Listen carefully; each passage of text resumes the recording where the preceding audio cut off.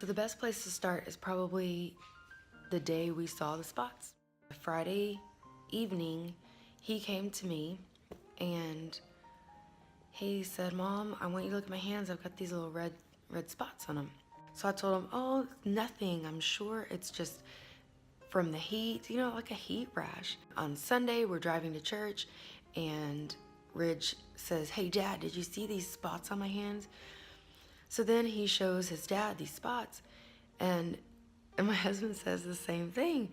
"Well, I'm sure it's just because you played outside this weekend, you sweated a lot, you probably didn't clean good enough, it's heat rash, it's just nothing." The next morning, he had a few sores in his mouth, and still I thought, "Well, man, you must have bitten your jaw and then your cheek in the night." I really thought that was the case. I thought he's just nervous chewing on his cheek. I'm somebody that gets scolded every time I go to the dentist because they want to know why I'm chewing the insides of my cheek. I figured he was doing the same thing. He goes, "But Mom, I have a lot of these spots on my legs now." Well, when he pulled up his pant leg and showed his legs to me, they were not the kind of spots that he had on his hands.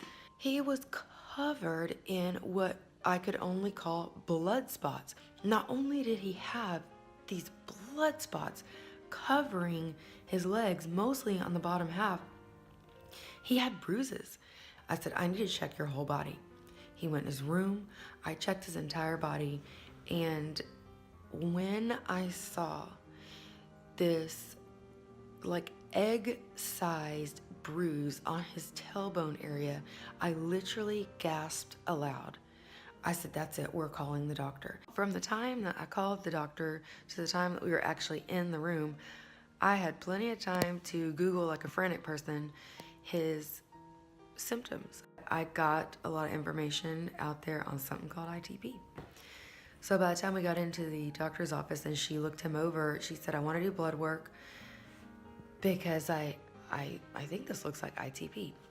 She came back with a blood platelet count that was very low. She said the normal range for blood platelets is 150,000 to 450,000. That's quite a range. Well, Ridge had a count of 13,000. So she called a hematologist at Texas Children's Hospital, and the hematologist said that she would want to see him on Friday. So we waited all week. I didn't really know to be worried or how worried I should be until, of course, you go on Google and you're like, "Oh my goodness, he's either got this platelet disorder called ITP or he's got leukemia." I mean, there's just this gamut of emotions that goes through you because you're thinking, "Great, I just maybe shouldn't have Googled anything at this point." Well, by the time we were in the doctor's office on Friday, I had taken tons of pictures. I was taking pictures of Ridge morning and night because it seemed like every 12 hours there was something on his body that was changing. There was something new, some new bruise, new spots, like cluster of spots. It was crazy. It was unusual. And in one regard, you're thinking, "I'm so sad for my kid." He said, "I look like my great grandma." And it's so true. He totally did have all these blood spots on his legs, like an old person, like a really old person with blood issues.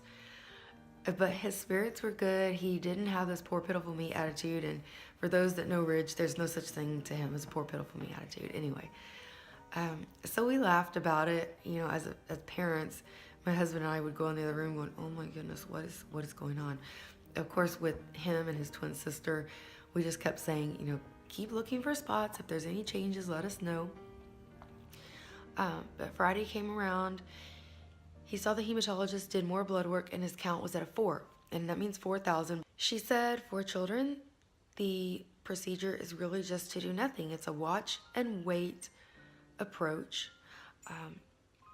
Apparently, in 3/4 of the cases, it goes away, which is awesome. That's wonderful news. I hope that he is in that 75% that as spontaneously as it came on, it spontaneously goes away. Our immune system produces antibodies when we have a virus, and our antibodies will attach themselves to the virus, to the invader, And our spleen will filter out anything that those antibodies are attached to. Unfortunately, in ITP patients, these antibodies target our own platelets as an invader, as a virus. So the thought is that maybe somebody who gets ITP had a virus and their antibodies got confused during this time period and went after the platelets. So now the spleen is doing its job, filtering out anything in the body that has an antibody attached to it.